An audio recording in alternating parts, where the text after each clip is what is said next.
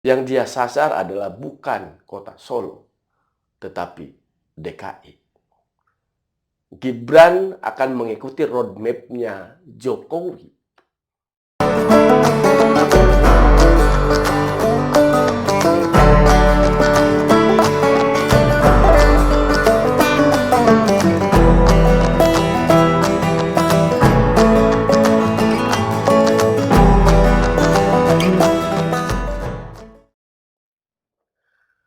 Assalamualaikum warahmatullahi wabarakatuh. Salam sejahtera untuk kita semua. Om Swastiastu, Namo Buddhaya, Salam, salam kebajikan. Kembali lagi bersama saya Agus Maulana. Apa kabar semuanya? Mudah-mudahan masih tetap sehat, masih bisa beraktivitas meskipun kita masih dalam situasi pandemi COVID-19. Tapi mudah-mudahan ada kabar baik bahwa vaksin itu sudah ditemukan dan sedang diuji coba. Mudah-mudahan bisa langsung diberikan ke semua masyarakat Indonesia vaksin tersebut pada akhir tahun 2020 atau awal tahun 2021. Sehingga kita bisa kembali melakukan hidup yang normal seperti biasanya. Kali ini saya ingin membahas sedikit terkait dengan pilkada. Karena pilkada sendiri kan mau selenggarakan pada bulan Desember. Kalau sekarang bulan Juli artinya sudah waktunya, udah dekat ya. Agustus, September, Oktober, November, Desember. Ada waktu 5 bulan dari mulai saat ini pasti akan rame dunia baik yang digital, dunia daring maupun dunia yang di luar jaringan, itu dunia nyata. Nah, kali ini saya ingin membahas tentang Pilkada Solo. Seperti sudah kita ketahui bahwa PDIP dengan total 30 kursi dari 45 kursi di DPRD Kota Solo itu secara secara bulat mengusung anaknya Pak Jokowi, yaitu Gibran Rakabuming Raka namanya. Banyak orang berkomentar bahwa tidak etis ketika Jokowi menjadi presiden, anaknya ikut-ikutan untuk terlibat di dalam pilkada gitu. Meskipun ya Gibran sendiri ya pede, meskipun tidak ada endorse Jokowi ya dia pasti pede menang karena dia sudah belusukan kemana-mana mengikuti tren bapaknya waktu dulu, baik itu pada pilkada Solo maupun pada pilkada DKI. Namun banyak orang juga ya berkomentar bahwa Jokowi ini seakan-akan sedang menyiapkan gitu ya kerajaan seperti itu, seperti yang lain-lainnya. Tetapi ya harus diingat bahwa Jokowi bukan ketua parpol. Ya, Jokowi juga pada 2024 juga dia akan tidak lagi menjabat sebagai presiden. Bagi saya ya biasa saja jika Gibran mencalonkan diri dan Jokowi meskipun dia anak Jokowi ya sah-sah saja, tidak ada hal yang sesuatu yang dilanggar ya. Meskipun ya dianggap tidak etis ya, apalah dalam politik itu tentang etis itu. Yang penting bahwa parpol ingin memenangkan daerah-daerah yang dianggap bahwa ini strategis ya. Pengennya setiap parpol kan menempatkan calon-calon, menempatkan kader-kadernya untuk memenangkan di setiap pilkada. Nah, PDIP dengan total 30 kursi dari 45 kursi yang yang ada di kota Solo itu ya tentu ya enteng sekali mencalonkan Gibran gitu ya. Dan bisa jadi karena yang lainnya sisanya itu ada 15, itu ya bisa jadi juga ngikut ke PDIP. Artinya bisa saja Gibran maju di Pilkada Solo ini dengan melawan kota kosong.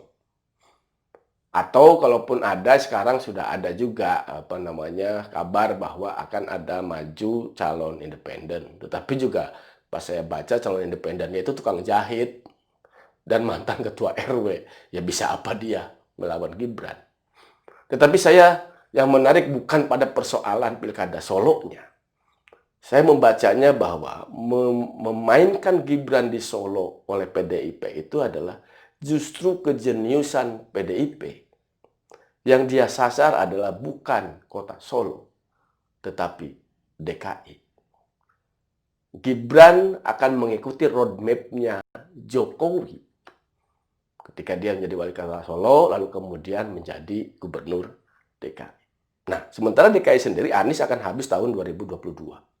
Dan kemungkinan Pilkada DKI tidak akan diselenggarakan pada 2022, tetapi akan berbarengan dengan pilkada-pilkada lain, yaitu 2024. Artinya, selama 2 tahun itu akan diisi gubernur DKI itu oleh PLT. Nah, tentu PDIP sebagai partai penguasa, dia akan menempatkan orang-orangnya untuk menjadi PLT gubernur DKI. Bisa jadi Risma. Bisa jadi. Risma ditempatkan sebagai PLT gubernur DKI. Atau pejabat-pejabat dari Kemendagri yang juga tentu punya backup dari PDIP. Nah, kita hitung. Apakah memang keputusan PDIP men-training Gibran untuk maju di DKI melalui Pilkada Solo, apakah efektif atau apakah punya kans? Kita lihat bahwa Anies, jika dia tidak lagi menjabat sebagai gubernur pada 2023 sampai 2024, maka dia kehilangan momentum. Ya, dia akan tidak punya apa-apa di situ. Dia akan menjadi warga dia biasa.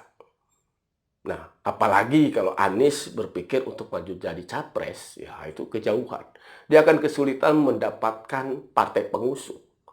Mungkin hanya PKS yang bisa saja mengusung Anies, tapi PKS berapa jumlahnya?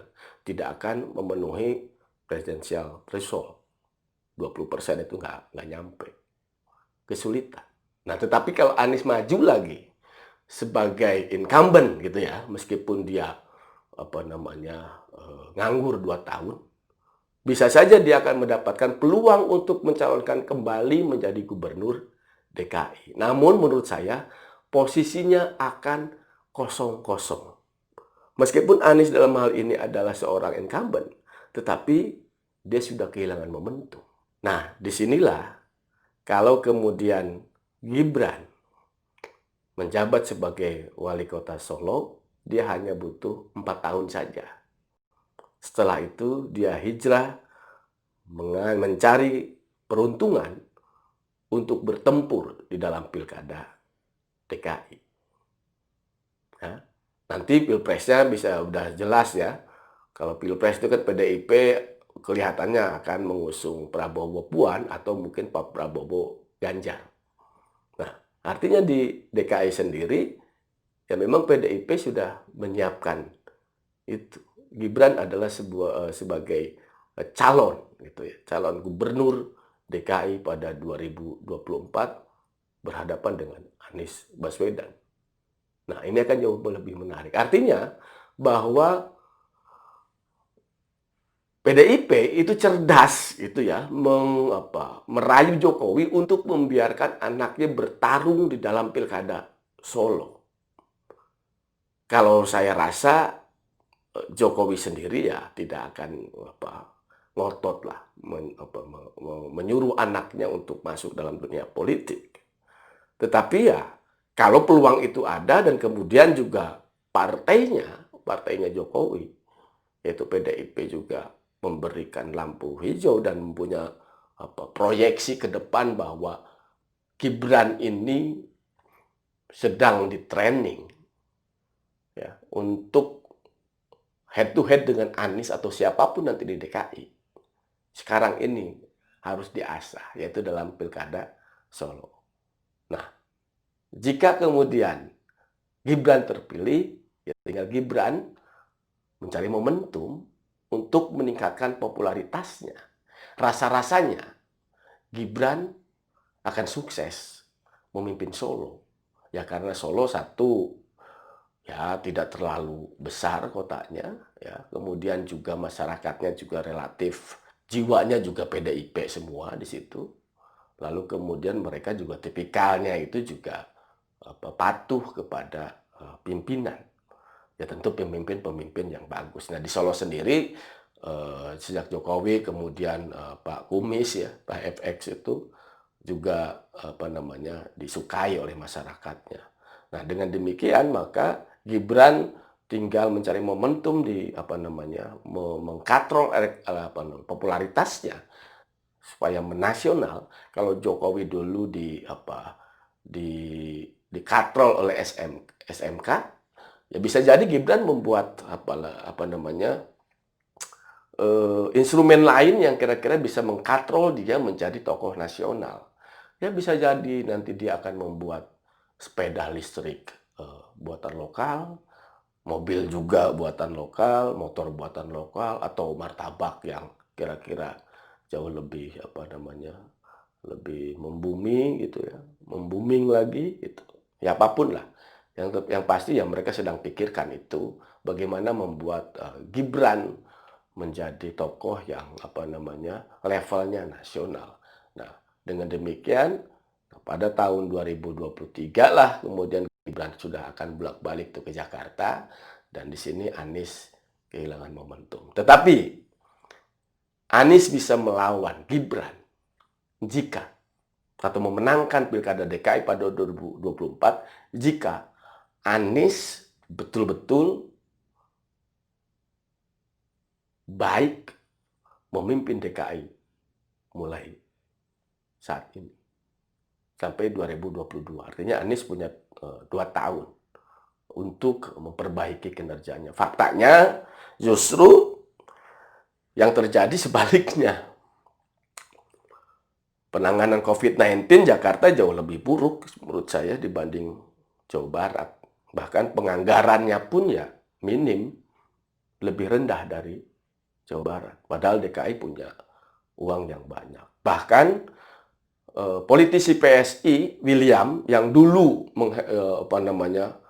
sempat heboh bisa menemukan anggaran lem Ebon itu, sekarang juga lewat akun YouTube-nya dia sudah mengunggah bahwa bulan Mei si William ini dia mengunggah bahwa ada kejanggalan di dalam APBD DKI.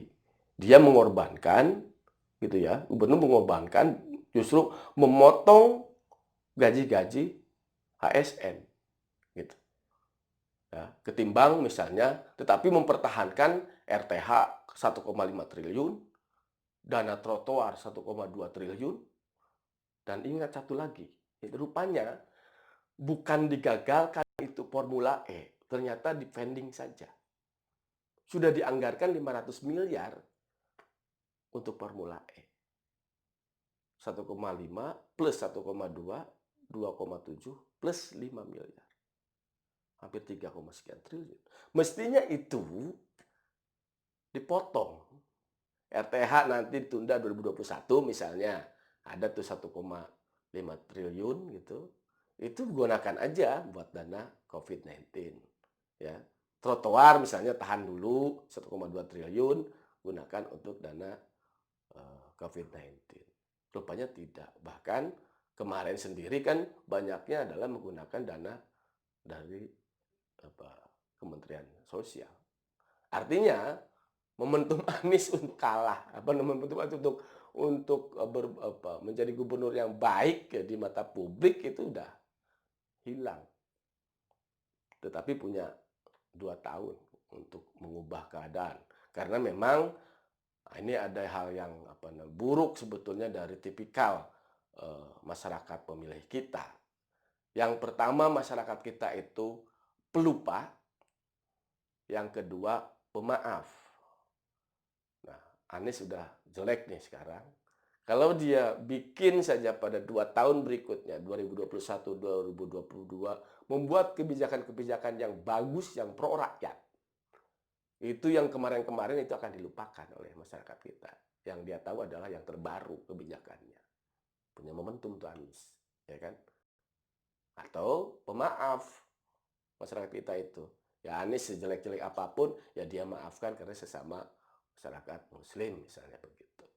Nah, ini akan menarik pada 2024 nanti pertempuran antara Gibran melawan Anies. Itu pun Anies kalau ada yang mendukung di DKI. Nah, ini juga menjadi momentum juga buat PDIP berkuasa di DKI yang selama ini kesulitan.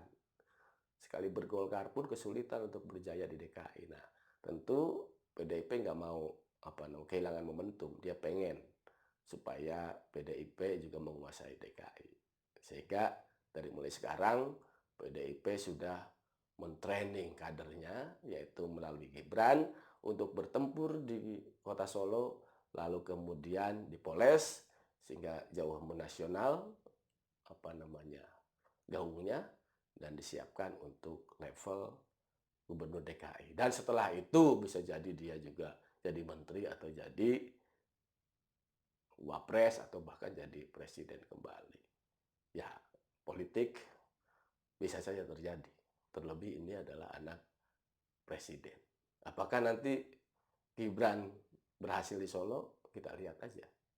Yang pasti di Solo Gibran akan satu kemungkinannya melawan kota kosong, yang kedua melawan tukang jahit. Jadi lawannya Gibran jelek sekali. Dia menang lawan kota kosong atau menang lawan tukang jahit. Saya juga bisa, jangankan Gibran. Kalau begitu. Itu saja, terima kasih ya atas perhatiannya dan mohon maaf atas kekurangannya. Ya, buat Mas Gibran semangat. Ya, pasti menang di Solo dan mudah-mudahan juga menang di DKI. Ya, namanya politik. Apapun bisa terjadi. Terima kasih. Assalamualaikum warahmatullahi wabarakatuh. Salam sejahtera untuk kita semua. Om Swastiastu, Namo Buddhaya, Salam, salam kebajikan.